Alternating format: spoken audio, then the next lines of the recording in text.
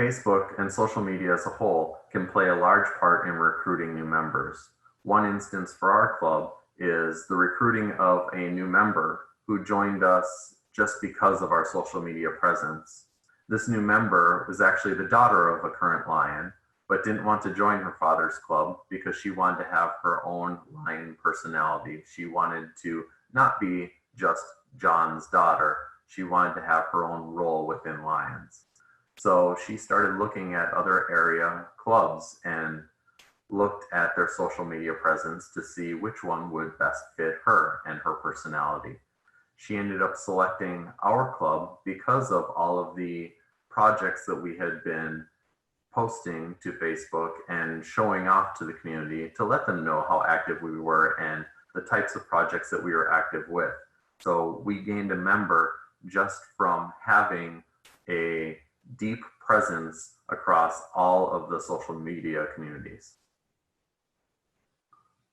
Promotion of your social media can also play a big part in your community services. We use the example of a Breakfast with Santa event that we do each December.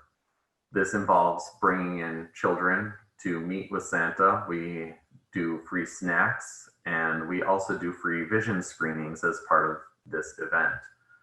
We promote this event across all of our social media platforms, across our website, and we also do it in the traditional methods. It gets posted to the Chamber of Commerce. It gets posted on flyers that are posted throughout town in places like grocery stores and banks and pharmacies.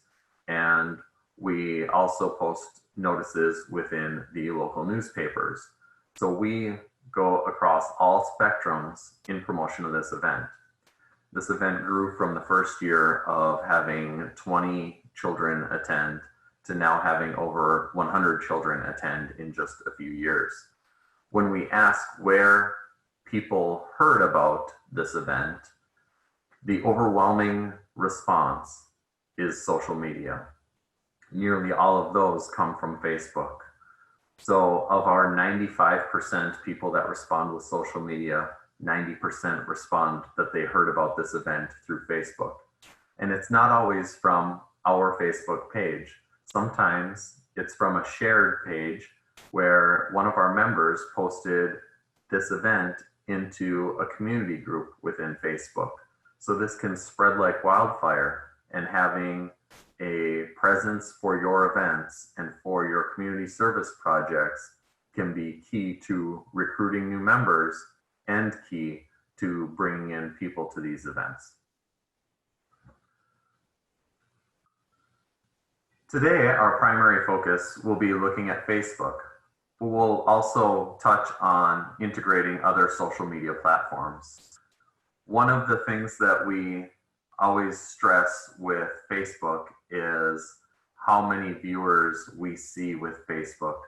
When you look at this picture, you see two images from St. Peter's Square during the announcement of Pope Benedict in 2005, and then the bottom picture showing Pope Francis in 2013.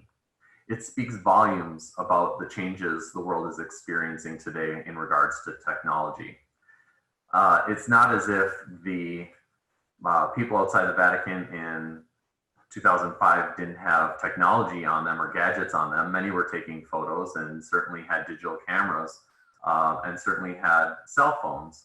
But when you see the surge of mobile devices and how capturing key moments in life digitally has become increasingly important, not only for personal memories, but also just for influencing and sharing through social media. And this is one of the ways that we can really push as Lions clubs to broaden our reach. Social media itself has changed.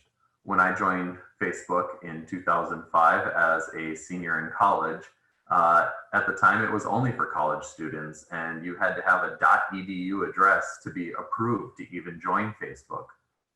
Now Facebook is around the world, and when you look at the reach of Facebook, the numbers say it all. So why Facebook? As you can see from the statistics listed, Facebook hits the majority of our target audience and our current members. Twitter, Instagram, and Snapchat, They're all feasible, but they'll also skew much younger. Also, for the majority of our clubs, Twitter engagement is difficult because of half-life of posts, meaning how long they're visible to people is much smaller than Facebook. So when you see our numbers, 72% of all internet users active on social media, and nearly all of those social media users have Facebook, this is why our presentations and our usage within the clubs are so important. So what is it that people want to see from your Facebook page? They want to see what you're doing in the community, how you're serving, what are you up to? These are the action shots, the live look-ins to how your club is staying active. The board meetings and things like that probably aren't of much interest to the community as a whole, but showing the work that you're doing in the community is what's going to catch their eye, catch their attention, and have them start asking questions and wanting to know more. So when do you want to post? This is taken from our club's insights. You can find more information than you'll ever need when you look on the left side of the menu page on your Facebook page's home screen. What you'll notice is our audience is most active between 8 a.m. and 8 p.m., which is pretty typical. When you dive deeper into it, you can see the peak times of morning before work, lunchtime, and right after work. When you click on Insights from your page, on the left side, you will see more information than you can probably use. You can see the total clicks, when people are responding to your page, whether they're following links, whether they're clicking on pictures. All of this information is available to you and will help you build your audience. And Richard will dive deeper into these strategies within his presentation.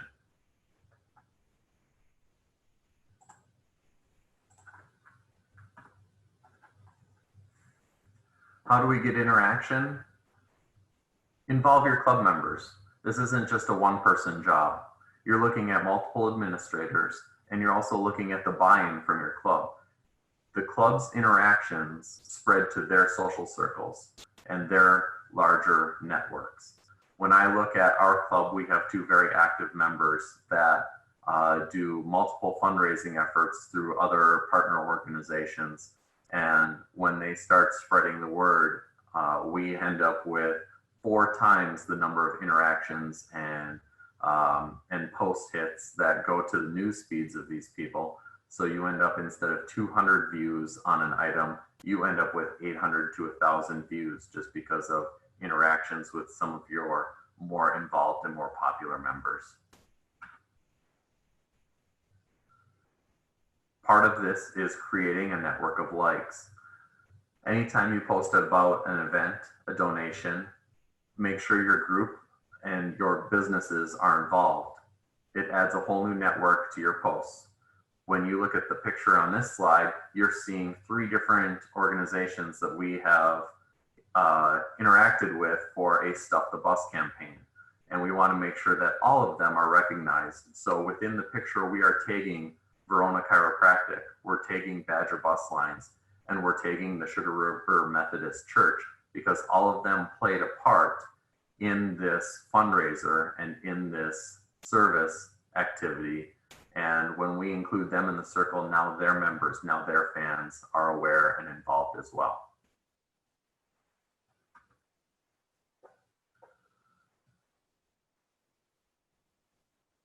You'll see a lot of information from social media experts that will talk about the type of content you should be posting, the specific ratio of shares, and all of these buzzwords and ways to build your page.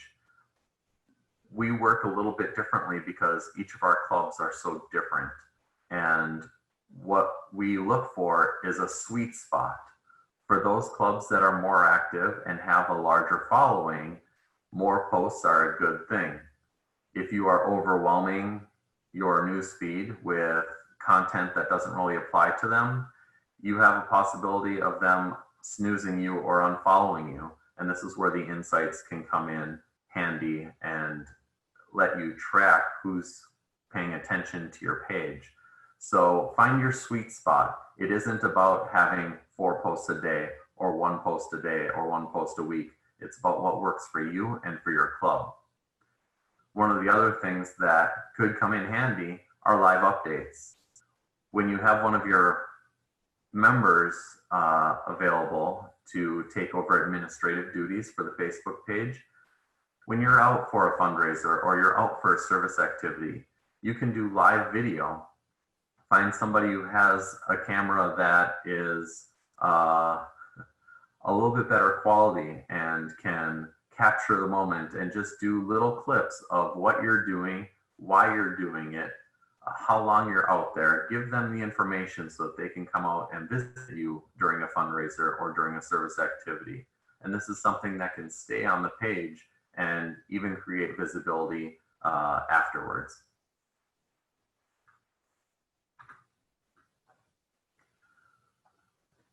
One of the other ways to build your audience and to get your page started is to interconnect with all of your other resources. For us, we have a club website, we have an Instagram account, we have a Twitter account, but we also want to link with the Chamber of Commerce. We want to link with our district. We want to link with our state Facebook pages. And we've actually interconnected with all of our nearby club pages. So all of those activities will show up in our page's newsfeed activities and makes it much easier for us to coordinate and interact with each other. And something as simple as clicking on a club website, you can see right away, we make it very prominent where you can find us, where you can follow us. So everything loops back to the Facebook page, loops back to the website, loops back to Instagram. So all of these things are interconnected.